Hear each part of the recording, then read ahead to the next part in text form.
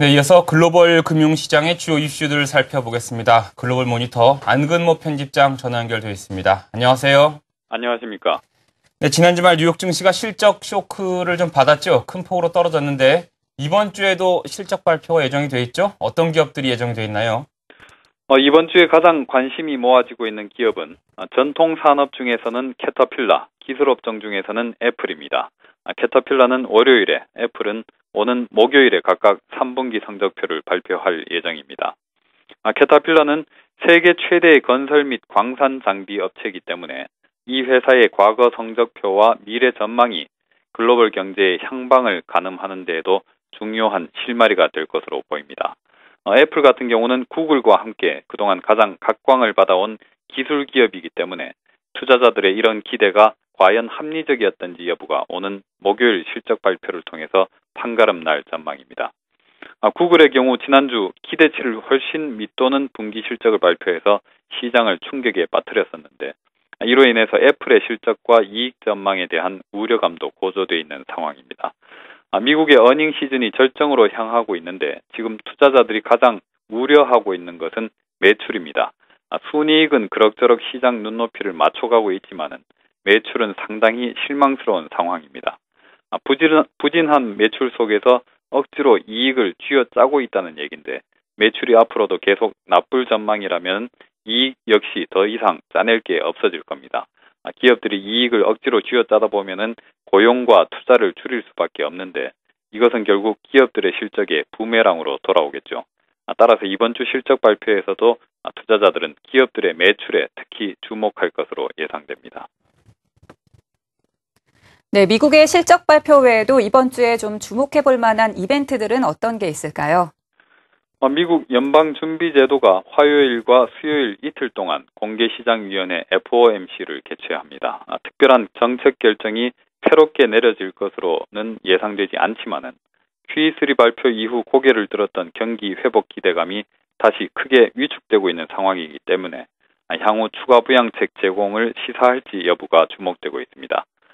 최근 연준의 고위 인사들이 인플레이션을 용인할 것인지를 두고 장외 공방전을 펼쳤는데 이 부분에 대한 논의가 어떻게 진전되는지를 특히 관심 있게 살펴볼 필요가 있습니다. 연준은 지난 1월에 사상 처음으로 2%의 단기 물가 상승률 목표를 설정했습니다. 그렇지만 연준 일각에서는 2.5 내지 3%의 물가 상승률도 용인할 수 있다는 발언이 나오고 있습니다. 물론 이에 대해서 공개적인 반론도 연준 내부에서 나오고 있고요.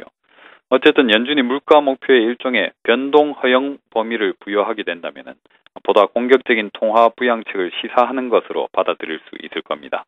우리나라의 경우는 3%의 물가 상승률 목표에 아래 위로 1%포인트의 변동 허용 범위를 주고 있습니다. 물가가 4%까지 오르는 것을 용인한다는 뜻이죠.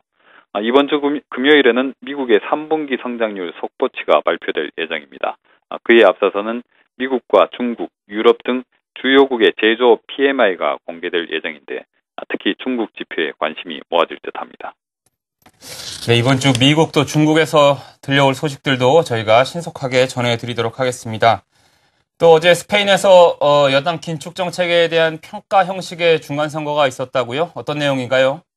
갈리시아와 바스크 두 곳에서 선거가 있었습니다. 예상했던 대로 갈리시아에서는 현 여당이 압도적인 승리를 차지했습니다. 이번 갈리시아 선거가 주목을 받은 데는 두 가지 이유가 있었습니다.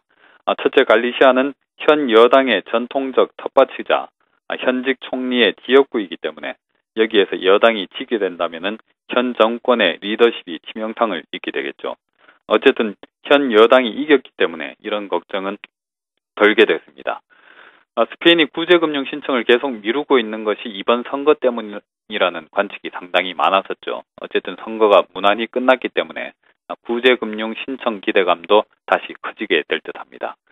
다만 전통적으로 분리 독립 성향이 강한 바스크 지역에서는 여당이 참패를 했는데 카탈루냐의 분리 독립 움직임과 더불어서 여전히 골칫거리로 남게 됐습니다.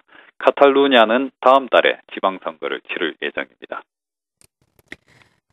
네, 두 지역에서 벌어진 스페인의 지방선거 결과가 정반대로 나와서 구제금융의 신청 여부는 좀 더 지켜봐야 할 것 같네요. 글로벌 모니터의 안근모 편집장이었습니다. 말씀 잘 들었습니다. 감사합니다.